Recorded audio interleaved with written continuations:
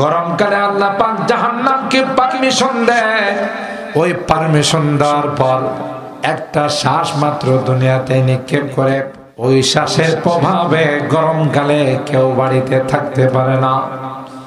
গোটা শরীরে জ্বালা পোড়া শুরু হয়ে যায়, বারবার গোসল করতে মনে চায়, ঠান্ডা খাইতে মনে যায়।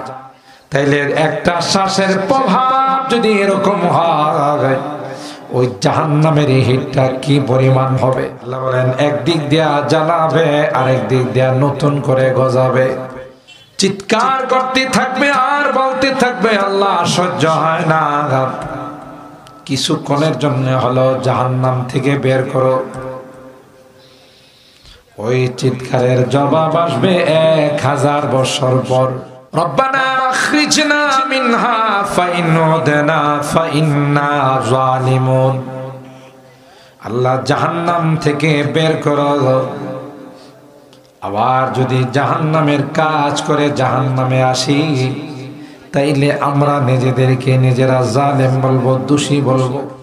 1000 বছর পর আওয়াজ আসবে ক্বাল আখসাউ ফিহা ওয়ালা তুকাল্লিমুন। না না, এখানে অপমানিত হয়ে লাঞ্ছিত হয়ে পড়ে থাকো, কোনো কথা নাই, কোনো আওয়াজ নাই। আল্লাহ বলেন যাদের আমলনামা ডান হাতে দেওয়া হবে, তখন তারা আনন্দে খুশিতে আত্মহারা হইয়া আশপাশের লোকজনকে বলবে হা উমকরাউ কিতাবিয়া, তোমরা কে কোথায় আছো, আসো, আমার ফলাফল বড় সুন্দর হয়েছে। এই যে দেখো কত সুন্দর ফলাফল, তোমরা পড়ো রে, আমার রেজাল্ট শীটটা তোমরা একটু খুলে খুলে দেখো। আমি দুনিয়ার জমিনে এটাই ভাবছিলাম যে এখানে যদি কিছুদিন কষ্ট করে যায়, তাইলে দুনিয়ার জমিনের এই কষ্টের বিনিময়ে আল্লাহ আমাকে সুন্দর ফলাফল দিবেন, আল্লাহ জান্নাত দিবেন।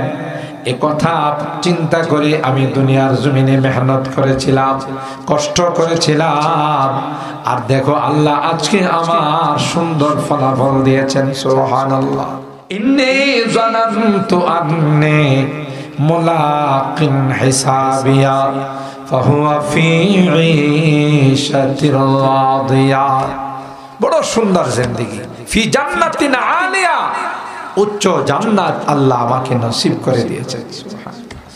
ওয়া আম্মা মান উতিয়া কিতাবাহু বিশিমালি, আর যাদের আমলনামা বাম হাতে আসবে, যাদের আমলনামা জাহান্নামের দিকে নিয়ে যাবে, আফসোস করবে আর বলবে ইয়া লাইতানি লাম উতা কিতাবিয়া, ইয়া লাইতা আম্মা মান উতিয়া কিতাবাহু বিশিমালি ফায়াকুলু ইয়া লাইতানি লাম উতা কিতাবিয়া ওয়া লাম আদরি মা হিসাবিয়া, ইয়া লাইতাহা কানাতিল কাদিয়া মা আওনা আন্নি মালিয়া হালাকা আন্নি সুলতানিয়া।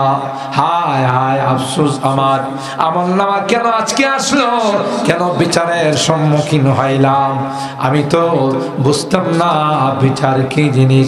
আমি না এলাকার মন্ত্রী ছিলাম, আমি না এলাকার চেয়ারম্যান ছিলাম, আমি না বাংলাদেশের একজন শিল্পপতি ছিলাম। কোথায় গেল রে আমার ধন সম্পদ, কোথায় গেল আমার শান শৌকত, কোথায় গেল আমার প্রভাব, কোথায় গেল আমার দবদবা, কোনো কিছুই তো আমার কাজে আসতেছে না। আফসোস করবে আর কাঁদতে থাকবে, আর আল্লাহকে বলবে আল্লাহ ভুল হয়ে গেছে, দ্বিতীয়বার আবার দুনিয়াতে পাঠাও, তোমার নবীর তরিকা মতো চলবো, তোমার সব হুকুমগুলো মেনে আসবো। আল্লাহ ডাক দেয়া বলবে না না, দুনিয়ার জমিনে দ্বিতীয়বার যাওয়ার কোনো সুযোগ নাই। রব্বানা আখিরনা ইলা আজালিন করিব নুজিব দাওয়াতাকা ওয়া নাত্তাবি'র রাসূল আওয়ালাম তাকুনু আকসামতুম মিন ক্বাবলু মা লাকুম মিন যাওয়াল। আল্লাহকে বলবে আল্লাহ কিছুদিনের জন্য আমাকে দুনিয়াতে পাঠাও, আমি আমি কিছুদিনের জন্য দুনিয়াতে যাই, আল্লাহ একটাও তোমার হুকুমের বাইরে কাজ করব না, তোমার পয়গম্বরের তরিকা মতো চলবো, নেককার হয়ে দুনিয়া থেকে আসব। আল্লাহ ডাক দেয়া বলবেন, আওয়ালাম তাকুনু আকসামতুম মিন ক্বাবলু মা লাকুম মিন জাওয়াল। তুমি তো দুনিয়াতে থাকতে এই কথা তুমি বলতে যে না দুনিয়াতে আসছি আর কোনোদিন যাব না, এখন তোমার ওই স্লোগান গেল কোথায়? এ মুসলমান, বিজাতিরা খুব অ্যানালাইসিস করছে, খুব স্টাডি করছে যে মুসলিম জাতিকে অস্ত্র দিয়ে থামানো যাবে না, এরা অস্ত্রকে ভয় করে না। কথা বলেন ঠিক না বেঠিক?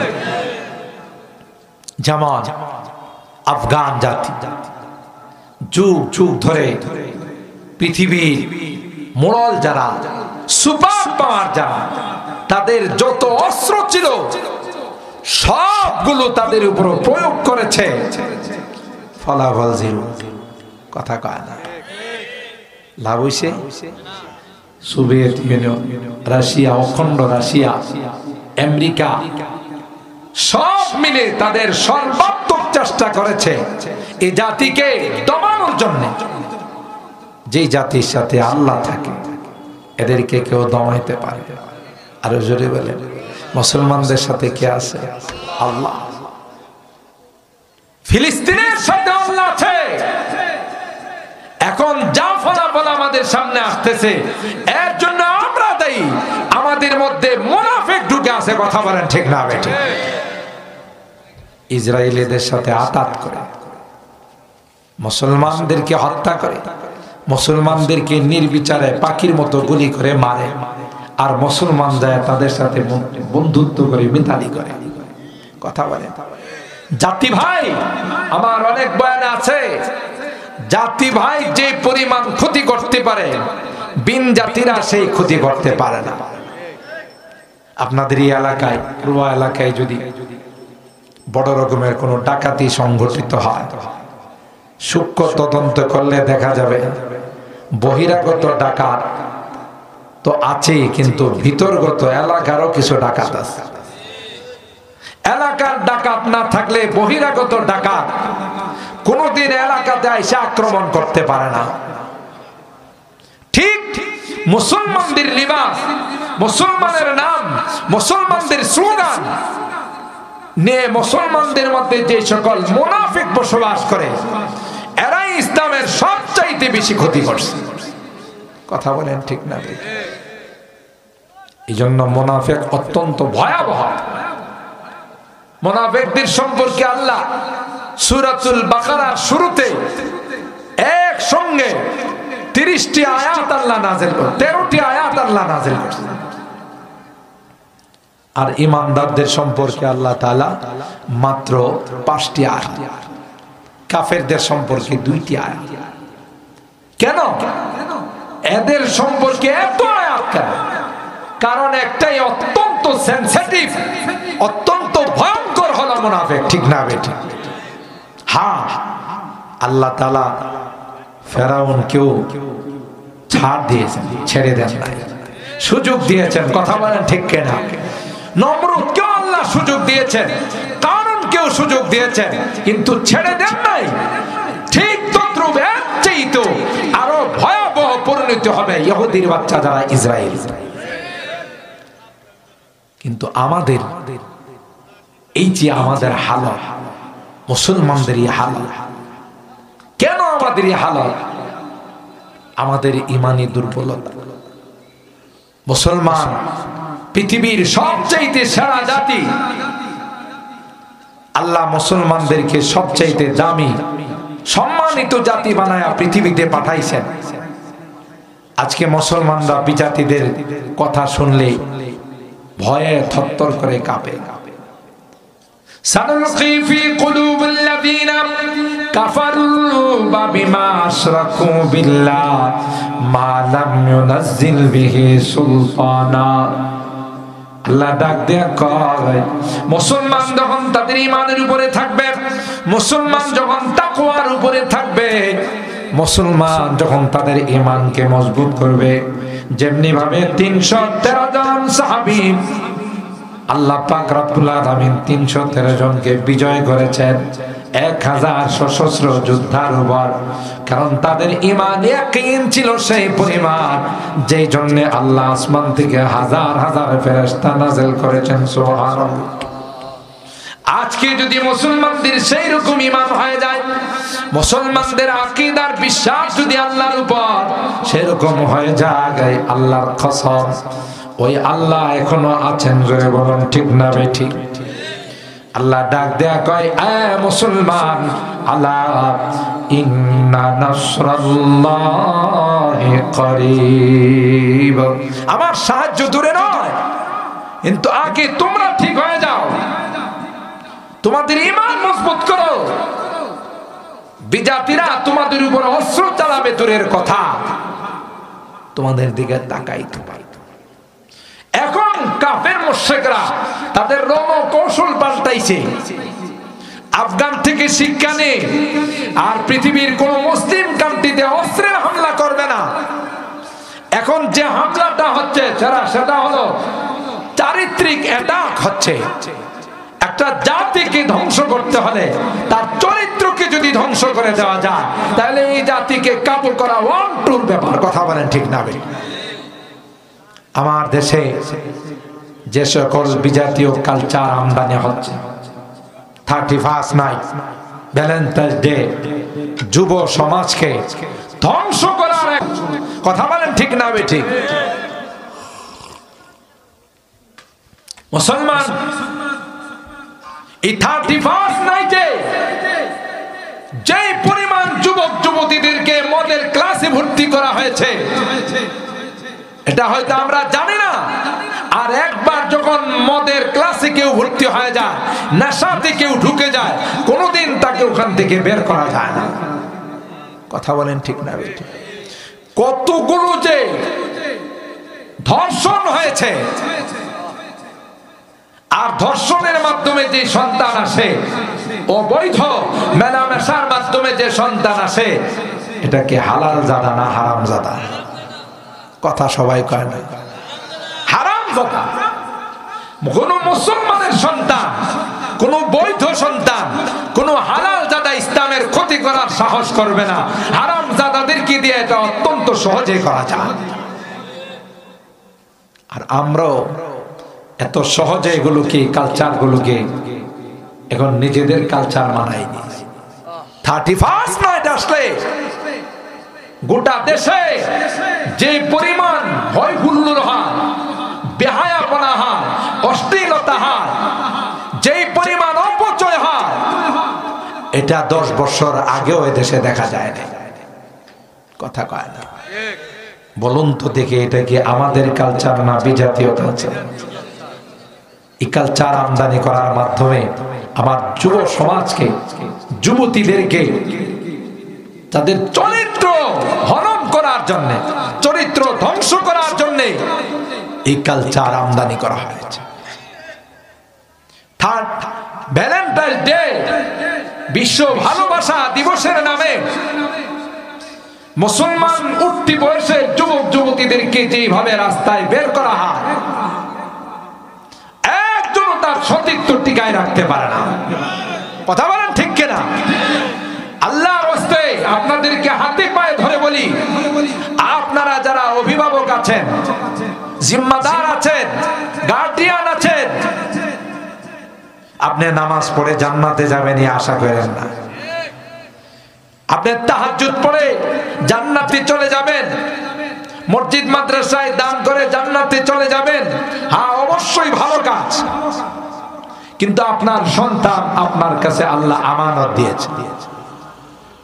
আপনার ছেলেটা কোথায় যায়, আপনার মেয়েটা কোথায় যায়, কার সাথে রাত্রি যাপন করে, কার সাথে সময় কাটায়, এটা যদি আপনি ঠিক মতো তদারকি না করেন, সূরাতুল আহজাবের 66, 67, 68 নম্বর আয়াত বলে আপনার সন্তান আপনার নামে আল্লাহর আদালতে মামলা ঠুকে দিবে। ঠিক না বেটি? ক্বালু রব্বানা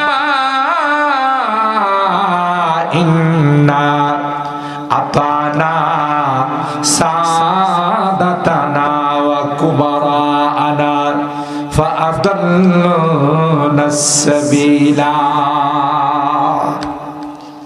ওই সন্তানগুলো আল্লাহর আদালতে গিয়ে বলবে, আল্লাহ, এ মালিক, আমার বাবা আমার মা আমাকে নামাজ শিখায় নাই, আমাকে রোজা শিখায় নাই, আমাকে পর্দা শিখায় নাই, আমাকে দিন শিখায় নাই। আমি নামাজ কি জিনিস জানি না, ঈমান কি জিনিস জানি না। আমাকে অনেক উচ্চতর লেখাপড়া করাইছেন, কিন্তু ইসলাম সম্পর্কে মোটেও আমাকে ধারণা দেয় নাই।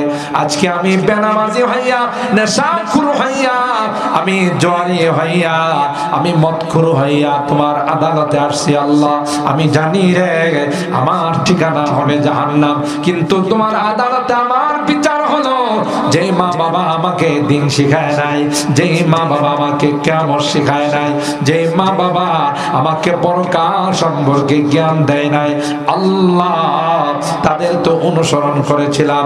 আমার যদি শাস্তি হয়, আমার যদি জাহান্নামে যাইতে হয়, তার ডাবল শাস্তি আমার মা বাবার জন্য কামনা করলাম। রব্বানা আতিহিম দিফাইনি মিনাল আযাব ওয়ালআনহুম লানান কাবীরা। কোরআনে আছে না নাই? তাইলে আপনি কি বাঁচতে পারবেন? আল্লাহর আদালতে কি কোনো বান্ডিল বিনিময় করা যাবে? কথা কয় না যে আল্লাহর আদালতে যদি আমি কয়েকটা সুরমা কালারের বান্ডিল বিনিময় করতে পারি, তাইলে তো হয়তো আল্লাহ আমার বিষয়টা একটু আলাদাভাবে দেখবে। কথা বলে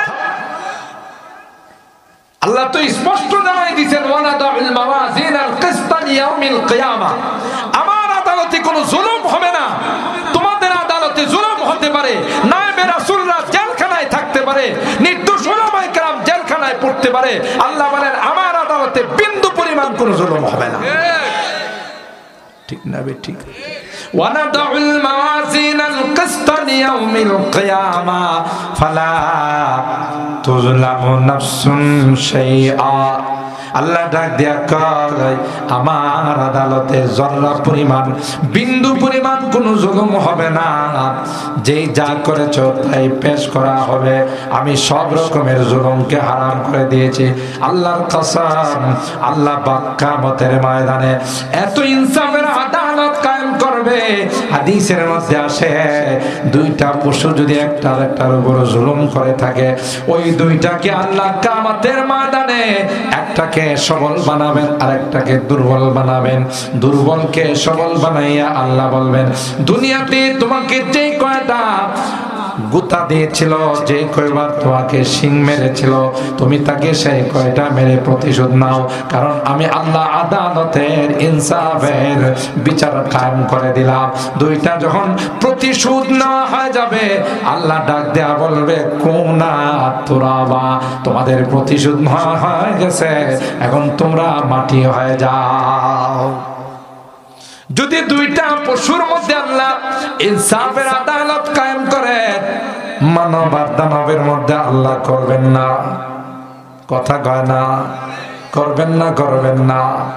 ইয়া ইবাদি ইন্নী হারামতু যুলমা আলা নাফসি ফালা তুযালিমু বাইনাকুম।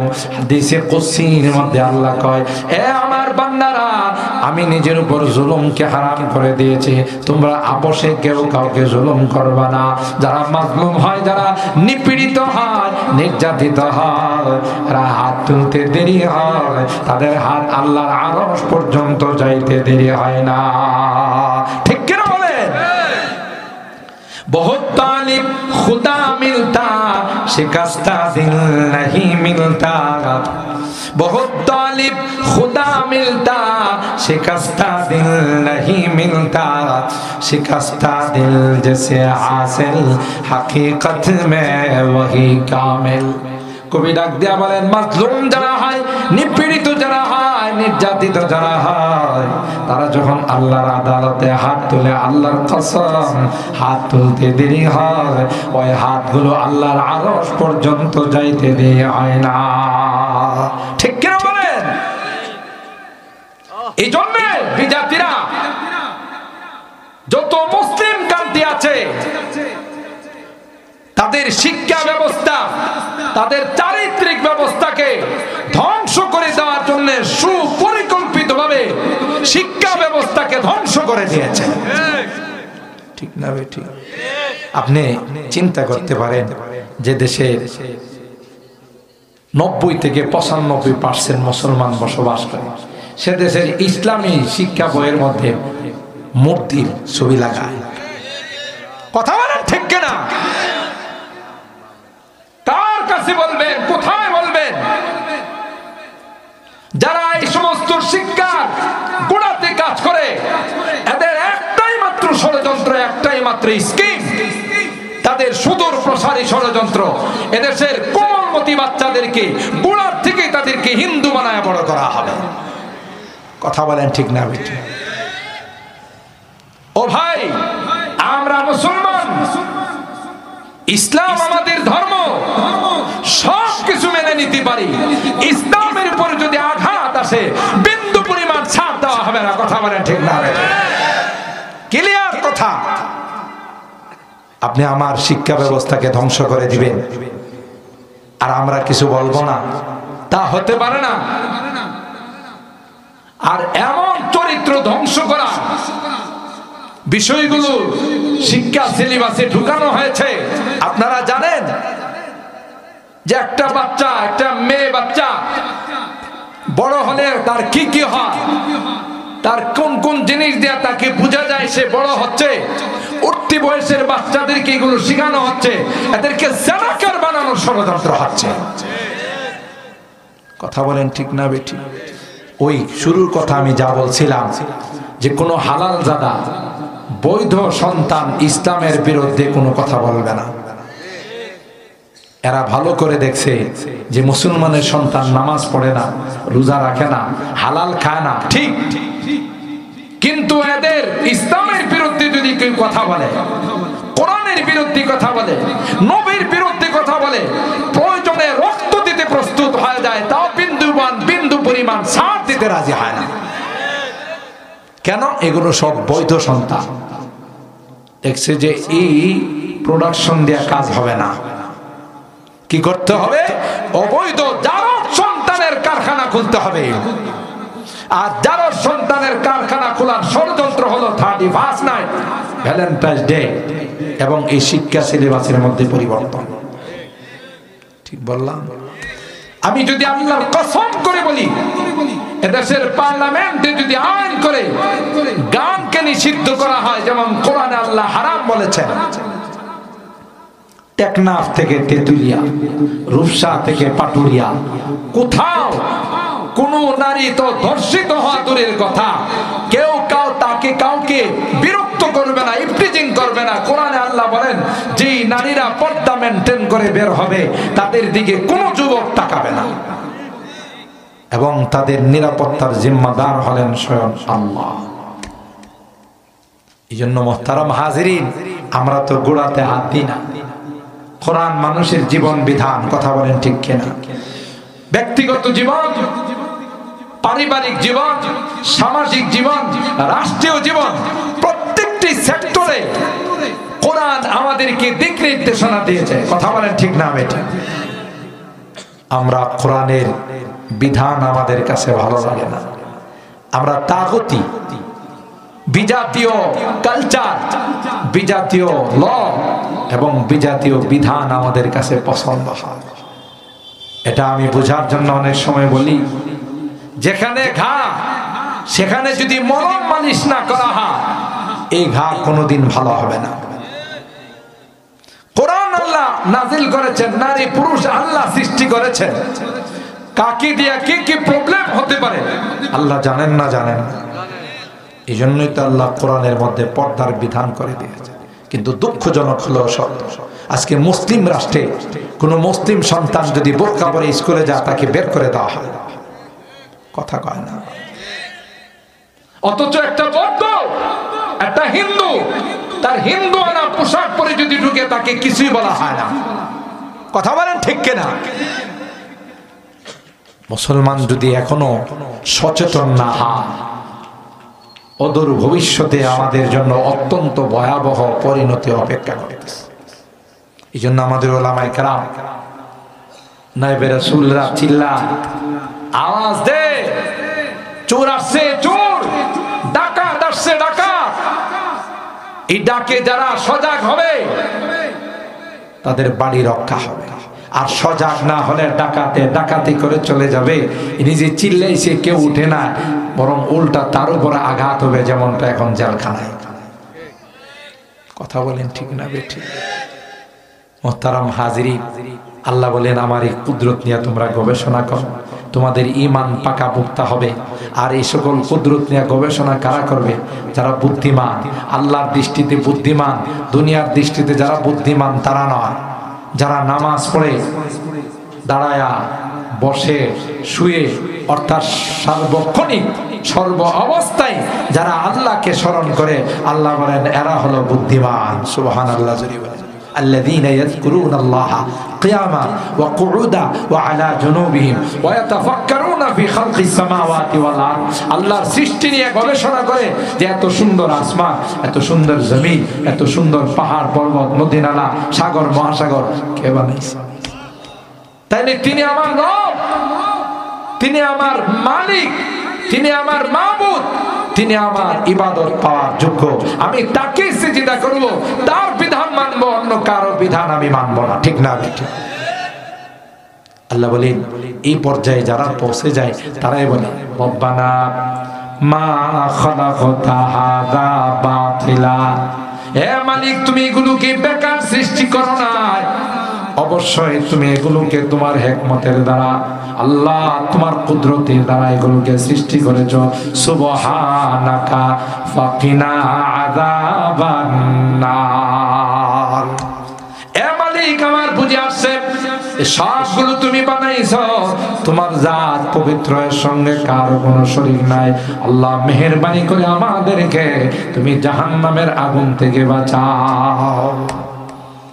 এই জন্য আল্লাহ আমাদের বুদ্ধি দিয়েছেন, বিবেক দিয়েছেন, দৃষ্টি শক্তি দিয়েছেন, সমাজ শক্তি দিয়েছেন। এগুলো দিয়ে আল্লাহর কুদরতকে চিনতে হবে। আর অনেক বড় আমানত আল্লাহ দিয়েছেন আমার আপনার সন্তান। এই সন্তানকে আপনি কোন পথে চালাবেন এটা আপনাকে সিদ্ধান্ত নিতে হবে। মাদ্রাসায় পড়াবেন না স্কুলে পড়াবেন, নাকি দিন শিখাবেন না দুনিয়া শিখাবেন, আপনার সিদ্ধান্ত নেওয়ার দায়িত্ব। দুনিয়া শিখাবেন, লক্ষ লক্ষ টাকা ইনকাম করবে, আর দাঁড়ায় দাঁড়ায় পেশাব করবে। ঠিক বলছি? কোন মৌলবীরে দেখছেন দাঁড়ায় পেশাব করছে? কেন? এদের বাধা, এদের শিক্ষা তাদের বাধা। শিক্ষার শুরুতে বলা হয় না দাঁড়ায় পেশাব করা এটা মানুষের কাজ নয়, এটা শয়তানের কাজ।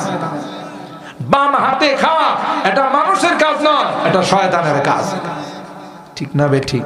তা আপনি এবার ডিসিশন নেন, আপনি তাকে আলেম বানাবেন, তাকে নায়েবে রাসূল বানাবেন, না তাকে শয়তানের চালা বানাবেন? আফসোস, বাবা মারা যায়, অফিসার সাহেব, জেন্টলম্যান, তার জন্য অপেক্ষা করা হয় জানাজার মাঠে, আধা ঘন্টা দাঁড়ায় আছে সবাই, আপনি আসলে জানাজা হবে। ওই নাদান আয়েশা বলতেছে, সরি আপনারা জানাজা পড়ে নেন, আমার কাপড়টা বেশি সুবিধা না। কথা তো বলছে সত্য, কারণ হয়তো দাঁড়ায় দাঁড়ায় পেশাব করে, দাঁড়ায় পেশাব করলে পেশাবের ছিটা তার গায়ে পড়ে, কাপড়ে পড়ে না। যে এমন সন্তান বানাইলে যে সন্তান আপনার জানাজায় অংশগ্রহণ করতে পারে না, কথা বলেন ঠিক কিনা?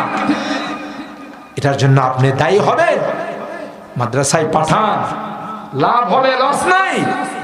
মাদ্রাসায় পড়ে কোনদিন আলেম ওলামা হয়ে ডাকাতি করে না, চুরি করে না। রব্বানা ফাগফির লানা যুনুবানা ওয়া কাফফির আন্না সাইয়্যাতিনা ওয়া তাওয়াফফানা মাআল আবরার রব্বিরহামহুমা কামা রব্বায়ানি সগীরা রব্বিরহামহুমা কামা রব্বায়ানি সগীরা। রব্বুল আলামিন আল্লাহ 2 দিন ব্যাপী ইসলামী মহাসম্মেলনের আল্লাহ প্রথম দিনের গভীর রজনীতে আল্লাহ কনকনে শীতের মধ্যে আমরা কিছু সংখ্যক গুনাহগার বান্দা এ মালিক তোমার শাহী দরবারে হাত উঠাইলাম আল্লাহ মেহেরবানি করে জিন্দেগীর সকল গুনাহগুলোকে মাফ করে দাও ইয়া রাব্বাল আলামিন আল্লাহ তাওবা করতেছি আর জীবনে কোনো গুনাহ করব না আর জীবনে কোনোদিন হারাম খাইব না আর কোনোদিন নামাজ ছাড়ব না আর কোনোদিন বেপরদায় চলব না আল্লাহ মেহেরবানি করে আমাদের তাওবা গুলোকে কবুল করে নাও কিয়ামতের কঠিন ময়দানে আল্লাহ আমাদেরকে তুমি গুনাহগার বলে ডাক দিও না কিয়ামতের ময়দানে তুমি অপরাধীদেরকে গুনাহগারদেরকে তুমি গুনাহগার বলে ডাক দিবে কোরআনে কয় তুমি বলবে ওয়ামতাজুল ইয়াউমা আইয়ুহাল মুজরিমুন এ পাপিষ্টের দলেরা এ পাপাচারের দলেরা আমার নেককার বান্দাদের থেকে আলাদা হয়ে যাও ওই দিন যদি আমাদেরকে তুমি গুনাহগার বলে ডাক দাও আল্লাহ কার কাছে যাব কে আমাদেরকে মাফ করবে তাই তো আল্লাহ কনকনে শীতকে উপেক্ষা করে আরামের ঘুমকে হারাম করে আল্লাহ গভীর রজনীতে তোমার আদালতের কাঠ গড়াই দাঁড়াইয়া ভিক্ষুকের মতো দুইখানা হাত বাড়াইলাম আল্লাহ মেহেরবানি করে আমাদের জীবনের সকল গুনাহগুলোকে মাফ করে দাও ইয়া রাব্বাল আলামিন ইয়া আরহামার রাহিমিন আল্লাহ আমাদের রোগীদেরকে পরিপূর্ণ শিফা নসিব করে দাও শিফায়ে কামেলা আজলা দায়মা মুস্তামিরা নসিব করে দাও অভাবীদের অভাবকে দূর করে দাও পেরেশানিওয়ালাদের পেরেশানিকে দূর করে দাও মুসিবত যাদেরকে মুসিবত থেকে উদ্ধার করে দাও ইয়া রাব্বাল আলামিন আল্লাহ আমাদের অনেকের সন্তানেরা বিদেশের বাড়িতে আছে আল্লাহ মেহেরবানি করে তাদের কামাই রুজি রোজগারে বরকত নসিব করে দাও আসমানি জমিনি বিপদ আপদ থেকে হেফাজত করো আল্লাহ সহি সালামতে আবার আমাদের কুলে তুমি পৌঁছাই দিও আল্লাহ ইয়া রাব্বাল আলামিন আল্লাহ আমার মুরব্বিদেরকে আবু বকরের মতো বানাই দিও আমার কলিজার টুকরা যুবকদেরকে আল্লাহ জান্নাতি যুবক বানাই দিও পর্দার আড়ালের মা বোনদেরকে আবেদা জাহেদা সালেহা নেককার দিনদার হিসাবে তুমি কবুল করে নাও ইয়া রাব্বাল আলামিন ইয়া আরহামার রাহিমিন আল্লাহ এই মাদ্রাসাকে তুমি কবুল করে নাও মাদ্রাসার ছাত্র উস্তাদ এলাকাবাসীকে তুমি কবুল করে নাও আল্লাহ মাদ্রাসার যত জরুরত আছে গায়বে খাজানা থেকে পূরণ করে দাও অনেকেই দান খায়রাত করেছেন আল্লাহ অনেকে দান নিয়ত করেছেন সকলের দানগুলোকে তুমি কবুল করে নাও কিয়ামতের কঠিন ময়দানে এই দানগুলোকে আল্লাহ নাজাতের ওসিলা বানাই দিও ইয়া আরহামার রাহিমিন আল্লাহ বিশ্বের আনাচে কানাচে যেখানে মুসলমানরা নির্যাতিত হচ্ছে আল্লাহ মুসলমানদেরকে তুমি হিফাজত করো আল্লাহ তাদেরকে গায়বী সাহায্য নাযিল করে দাও আসমানি সাহায্য নাযিল করে দাও আল্লাহ বেঈমানদের কপালে হেদায়েত থাকলে তুমি হেদায়েত দিয়ে দাও আর যদি হেদায়েত না থাকে আল্লাহ তাদের কালো হাতগুলো ভেঙে চুরমার করে দাও ইয়া রাব্বাল আলামিন আল্লাহ আমরা যারা হাত উঠাইছি জানি না কার মা নাই কার ও রব্বে কারীম আজকের গভীর রজনীতে বারবার মা বাবার কথা মনে পড়তেছে যে মা বাবার চেহারার দিকে তাকাইলে কবুল হজের সওয়াব পাওয়া যাইতো আল্লাহ ঘরে যাই ওই মা বাবার মায়াবী চেহারাগুলো আর আল্লাহ কত আদর স্নেহ মায়া মমতা সুহাগ দিয়ে আমাদেরকে বড় করে আল্লাহ এতিমের মতো কবরে শুয়ে আছেন আল্লাহ গুনার কারণে যদি তোমার জাহান্নামের আসামি হয়ে থাকে আল্লাহ আমরা তোমার কাছে মাপ চাই ক্ষমা চাই রে আল্লাহ মেহেরবানি করে আমাদের মা বাবাকে মাফ করে দিও আল্লাহ তাদের কবরগুলো জান্নাতের বাগান বানাই দিও অত্র এলাকার যত মুরব্বিরা কবরে শুয়ে আছেন আল্লাহ মেহেরবানি করে তাদের কবরগুলোকে জান্নাতের টুকরা বানায় দাও যারা বেঁচে আছেন আল্লাহ তাদের হায়াতে বরকত নসিব করে দাও ও মালিক জানি না কার জীবনের শেষ মোনাজাতে হাত উঠাইলাম। হতে পারে আমার জীবনের শেষ মোনাজাতে হাত উঠাইছি। যেদিন মসজিদের মাইকে আমার নামটা ঘোষণা হয়ে যাবে, আল্লাহ মসজিদের খাটিয়াটা পালকিটা আমার ঘরের সামনে দাঁড়িয়ে যাবে। আল্লাহ ইমানদার বানায় আমাদেরকে দুনিয়ার থেকে নিও, আল্লাহ কলমাওয়ালা বানায় দুনিয়ার থেকে নিও, তাওবা নসিব করে দিও আল্লাহ। আমি যদিও গুনাহগার, অনেক আলেম ওলামাদেরকে নিয়ে হাত উঠাইছি, অনেক মাসুম বাচ্চাদেরকে নিয়ে হাত উঠাইছি। আল্লাহ যাদের হাতখানা পছন্দ হয় সেই হাতের ওসিলায় আমাদের দোয়াগুলোকে কবুল করে নাও। রব্বানা তাকাব্বাল মিন্না ইন্নাকা আনতাস সামিউল আলিম ওয়া তুব আলাইনা ইন্নাকা আনতাত তাওয়াবুর রহিম। সুবহানা রাব্বিকা রাব্বিল ইজ্জাতি আম্মা ইয়াসিফুন ওয়া সালামুন আলাল মুরসালিন ওয়ালহামদুলিল্লাহি রাব্বিল আলামিন।